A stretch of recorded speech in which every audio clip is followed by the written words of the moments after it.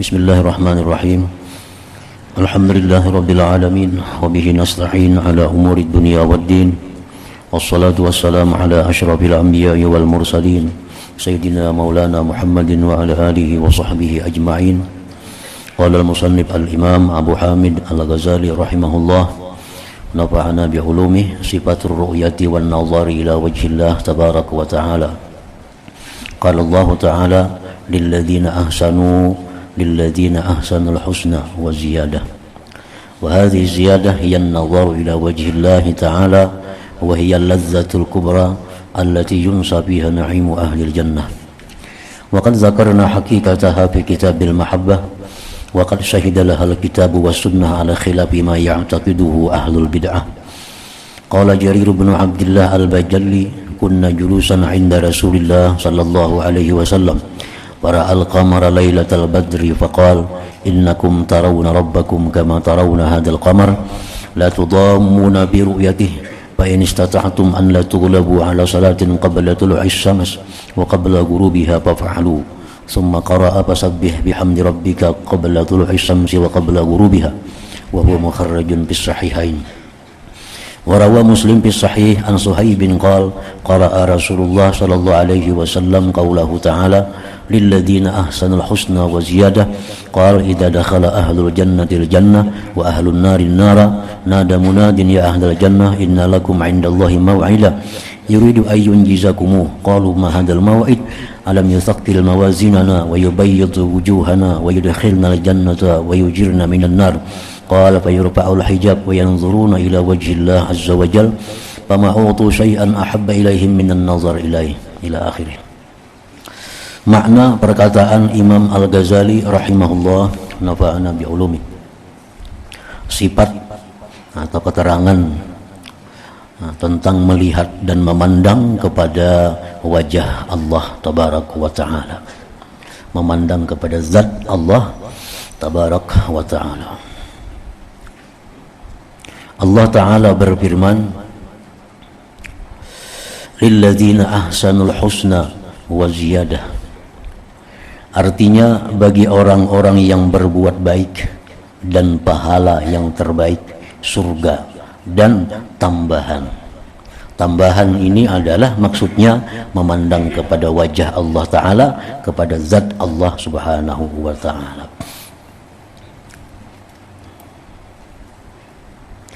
Allah berfirman tadi lilladzina ahsanu,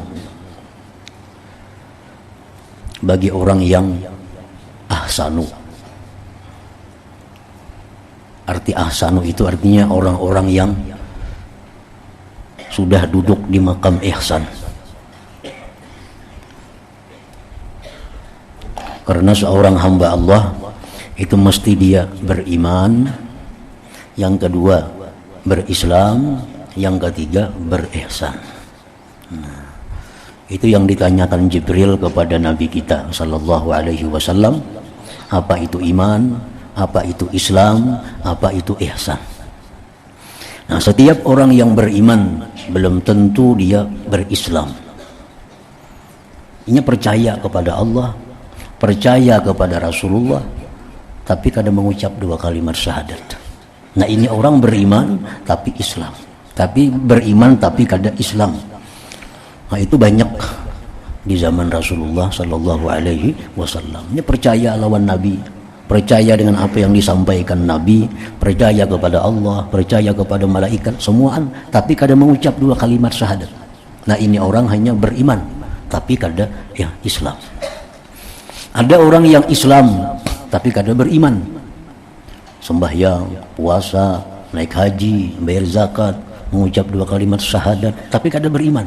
Ini orang-orang munafik seperti Abdullah bin Ubay di Madinah. Nah, itu. Nah, kalau ihsan, nah setiap orang yang ihsan itu sudah pasti dia iman dan Islam. Bila sudah ihsan itu pasti dia beriman dan berislam. Jadi kalau iman itu ada 6 rukunnya. Percaya dengan Allah sebagai Tuhan, percaya kepada malaikat, percaya kepada kitab-kitab yang diturunkan Allah, percaya kepada para rasul-rasul yang diutus Allah, percaya tentang hari kiamat, dan percaya kepada takdir baik dan buruk dari Allah. Nah itu bila orang percaya, meyakini, maka orang itu disebut beriman. Nah kemudian Islam itu adalah mengucap 2 kalimat syahadat, melaksanakan sembahyang 5 waktu, puasa bulan Ramadan, bayar zakat, naik haji bagi yang mampu. Itu adalah Islam. Nah yang tertinggi adalah ihsan. Ihsan itu ada 1 rukun. Rukun yang 1 ini terbagi 2. 1 ihsan dalam arti musyahadatullah fi kulli syai'. Ihsan itu artinya adalah dia menyaksikan mata hatinya itu terhadap Allah pada tiap-tiap sesuatu. Itu ihsan. Jadi orang yang ihsan itu orang yang sudah bisa mata hatinya menyaksikan Allah pada tiap-tiap sesuatu. Apapun yang dia lihat, dia dengar, itu adalah merupakan misalnya perbuatan ciptaan Allah Subhanahu wa taala. Nah, itu ihsan. Nah, kalau kada mampu di situ, maka yang kedua adalah muraqabatullah. Merasa dipandang, merasa diawasi, merasa dilihat, didengar oleh Allah dalam keadaan apapun, baik yang zahir maupun yang batin. Nah, itu ihsan. Jadi ada amanu, orang-orang yang beriman artinya, aslamu, orang-orang yang Islam, ahsanu, orang-orang yang ihsan. Nah di sini Allah berfirman tadi, lillazina ahsanu. Nah, bagi orang-orang yang ada di kedudukan ihsan, pasti orangnya Islam, pasti orangnya beriman. Bila sudah ihsan itu pasti beriman, pasti Islam. Karena orang yang ihsan itu dia sudah bisa menyaksikan mata hatinya Allah itu ada pada sesuatu, artinya sesuatu itu diperbuat, diciptakan oleh Allah, atau dia merasakan bahwa gerak-geriknya zahir batin diawasi oleh Allah Subhanahu wa ta'ala. Nah itu ihsan tadi. Nah jadi bagi orang-orang yang ada di dalam ihsan, artinya beriman sudah, berislam sudah, ihsan lagi, itu di samping dia mendapatkan surga, ditambah lagi ziyadah, pertambahan. Tambahannya itu apa? Yaitu memandang kepada wajah, kepada zat Allah Subhanahu wa ta'ala. Jadi itu Allah berfirman ahsanu, kada amanu, kada aslamu, tapi ahsanu.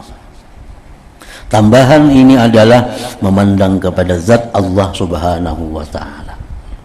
Nah kalau orang itu berislam, orang itu beriman, tapi inya kada ihsan, lalu dia masuk surga, apakah inya bisa di surga itu menemukan kelezatan melihat Allah Subhanahu wa ta'ala? Atau apakah dia bisa ingin melihat Allah Subhanahu wa ta'ala? Nah Imam Al-Ghazali mengatakan dalam kitabnya Ihya Ulumuddin yang kita baca ini juga, dalam Kitabul Mahabbah sudah lewat.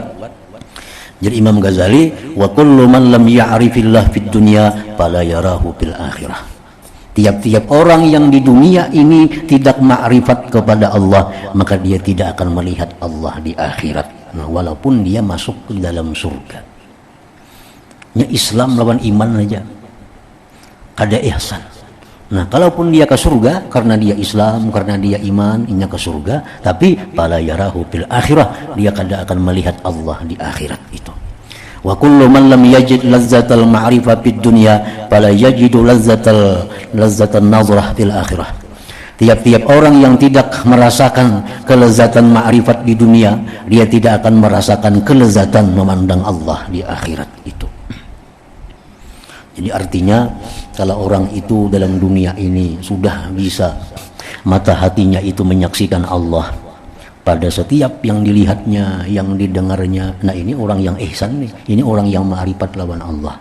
Nah orang yang macam inilah kini dalam surga itu kelezatannya bukan pada makanan, kelezatannya bukan pada minuman, kelezatannya bukan pada bidadari, tapi kelezatannya adalah berada di majelis Allah Subhanahu wa ta'ala, berada di hadrat Allah Subhanahu wa ta'ala.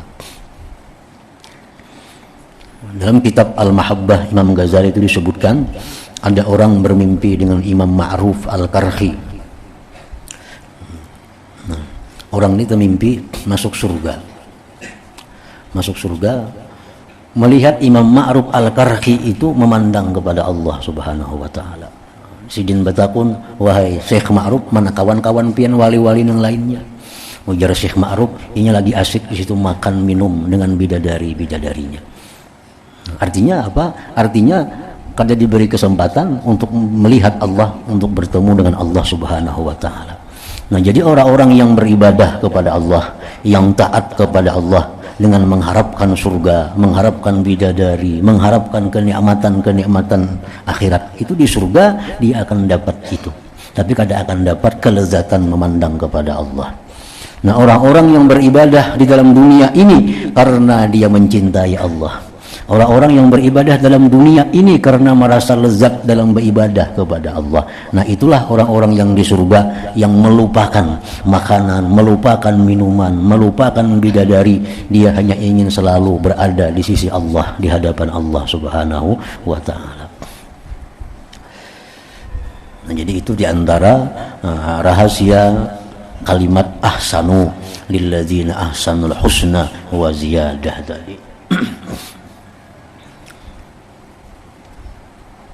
Tambahan ini adalah memandang kepada zat wajah Allah Ta'ala, dan itu adalah kelezatan yang terbesar yang dapat melalaikan padanya akan kenikmatan penghuni surga.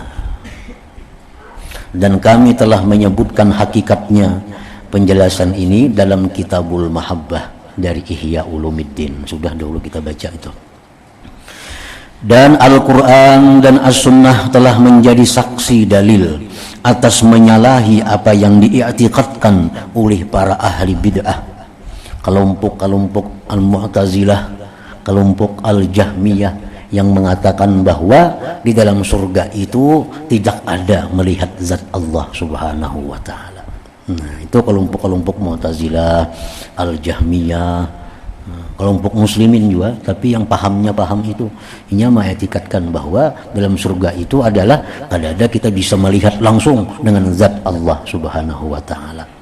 Jadi jarinya sebagaimana Allah itu kada berjihad, kada bertempat, kada segala macam, mustahil kita bisa melihat Allah Subhanahu wa taala.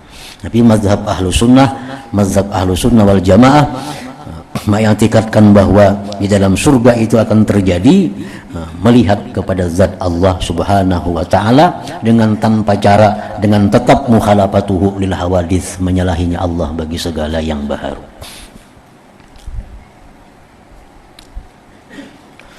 Jarir ibnu Abdullah al-Bajalli berkata, adalah kami duduk di dekat Rasulullah sallallahu alaihi wasallam, lalu beliau melihat bulan pada malam purnama.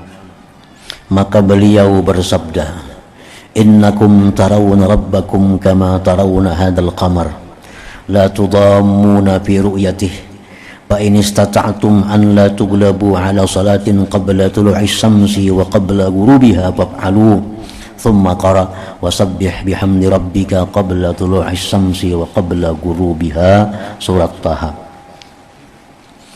Artinya Rasulullah sallallahu alaihi wasallam bersabda, sesungguhnya kamu kelak melihat Tuhanmu seperti melihat bulan ini, bulan purnama.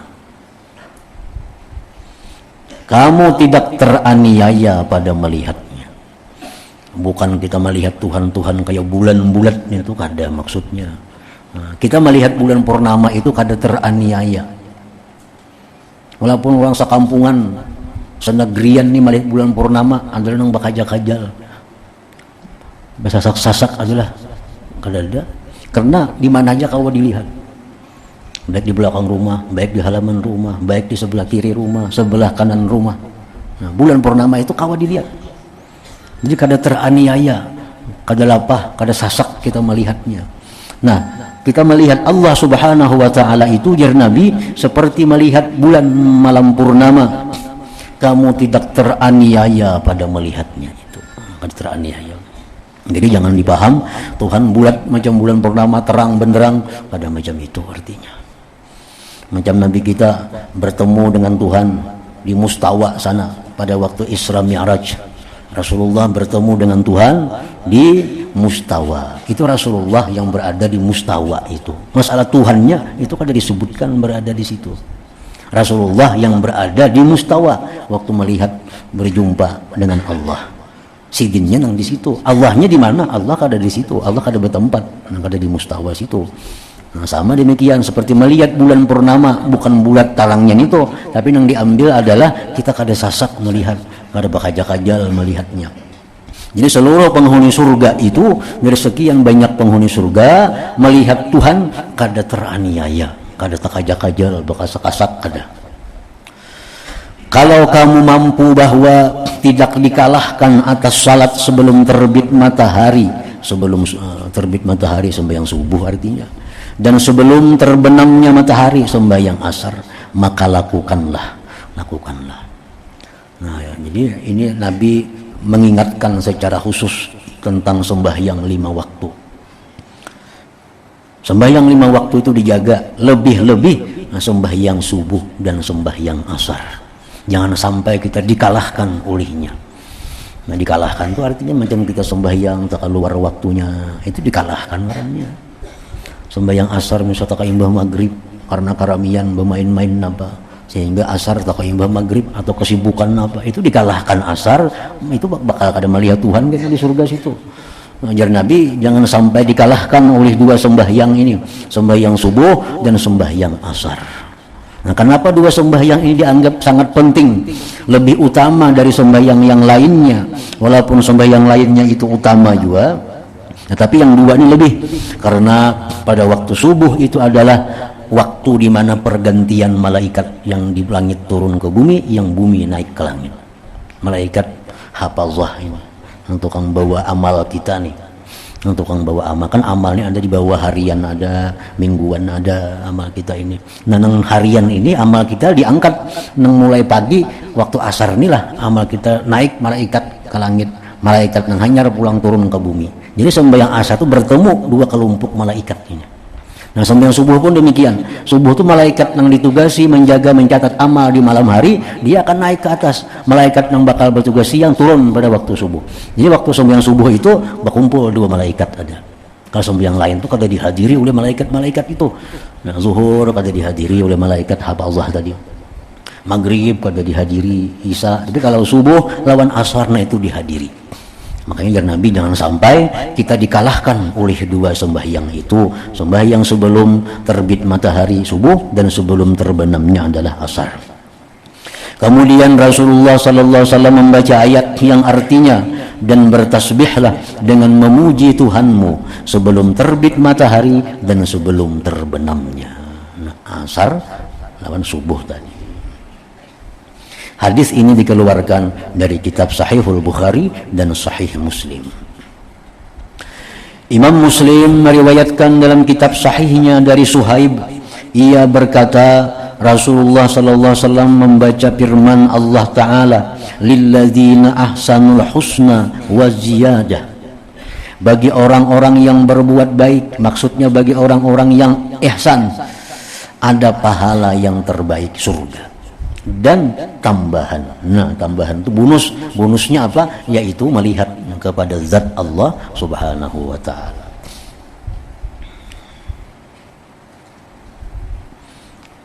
Beliau bersabda, idza dakhala ahlul jannatil jannata wa ahlun narin nara, nada munadin ya ahlal jannah inna lakum indallahi maw'ida yuridu ay yunjizakumu. Qalu ma hadzal maw'id?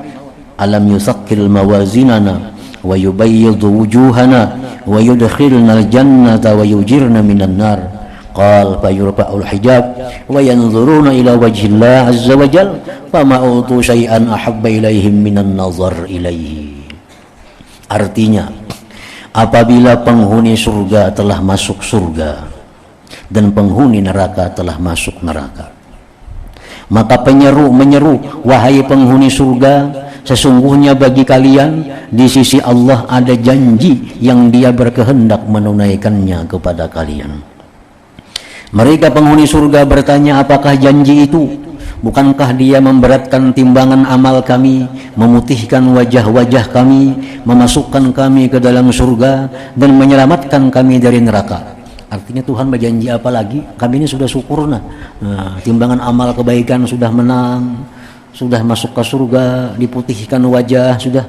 Nah, apalagi Tuhan nak memberi kami? Ini aja sudah luar biasa artinya. Lalu hijab diangkat dan mereka memandang kepada wajah, kepada zat Allah Azza wa Jalla. Maka tidaklah mereka diberi sesuatu yang lebih disukai oleh mereka daripada memandang kepada zatnya itu. Jadi kelezatan memandang zat Allah di dalam surga itu sangat tergantung dengan kelezatan makrifat seseorang di alam dunia ini. Allah memberikan kelezatan memandangnya kepada Abu Bakar Siddiq radhiyallahu an lebih daripada umat yang lain. Karena apa? Karena ma'rifat Abu Bakar itu lebih tinggi daripada ma'rifat umat-umat yang lainnya. Jadi artinya makin tinggi ma'rifat seseorang dalam dunia ini, maka di surga itu lebih lezat, lebih nikmat dalam memandang kepada zat Allah Subhanahu wa taala. Nah, orang-orang yang dalam dunia ini sedikit ma'rifatnya kepada Allah, maka dalam surga pun dia akan sedikit mendapat kelezatan memandang kepada Allah Subhanahu wa taala itu. Nah, itu dijelaskan juga oleh Imam Ghazali dalam kitab Al-Mahabbah tadi.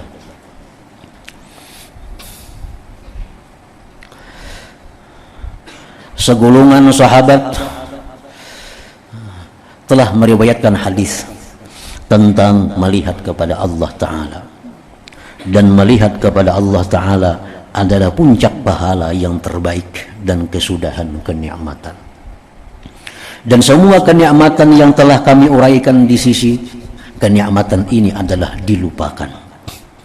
Nah, ini untuk orang-orang yang ma'rifat kepada Allah tadi. Orang yang ma'rifat kepada Allah itu kenikmatan apapun yang mereka alami dalam surga itu, begitu Allah bertajalli, Allah menampakkan zatnya, maka mereka tinggalkan seluruh kenikmatan itu demi memandang kepada zat Allah Subhanahu wa ta'ala. Dan tidak ada kesudahan bagi kegembiraan penghuni surga di sisi kebahagiaan bertemu Allah Subhanahu wa ta'ala. Bahkan tidak ada bandingan bagi sesuatu dari kelezatan surga kepada kelezatan bertemu dengan Allah Subhanahu wa ta'ala.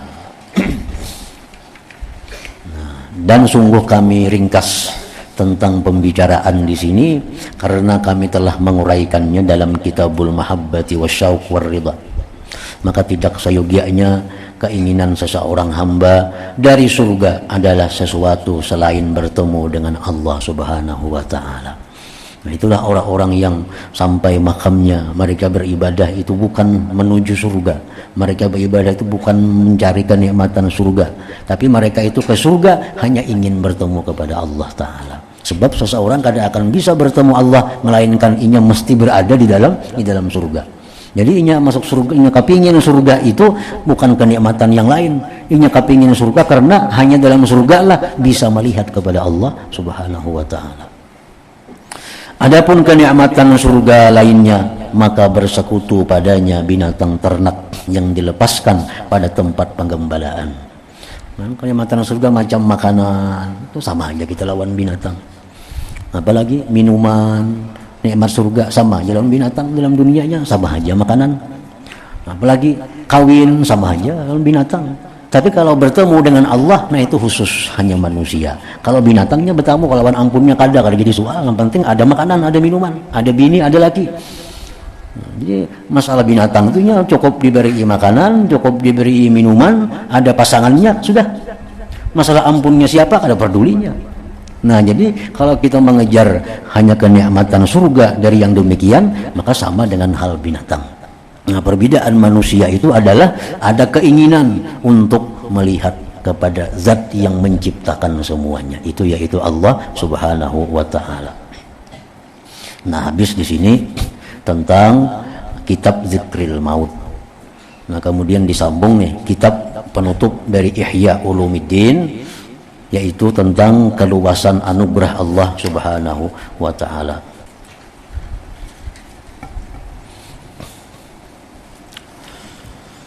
حضر الذكر فاعلم أنه لا إله إلا الله محمد رسول الله لا إله إلا الله محمد رسول الله لا إله إلا الله محمد رسول الله لا إله إلا الله لا إله إلا الله لا إله إلا الله لا إله إلا الله لا إله إلا الله الله الله الله الله الله الله الله الله الله الله الله الله الله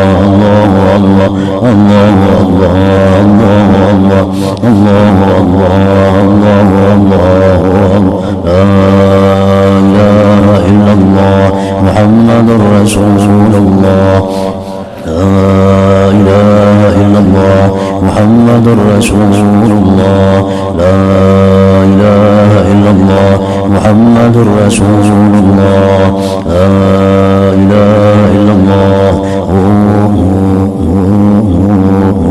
الفاتحة. الرحمن الرحيم إياك نعبد وإياك نستعين اهدنا الصراط المستقيم فيا أيها الراجون منه شفاعة صلوا عليه سلموا تسليما اللهم صل وسلم وبارك عليه.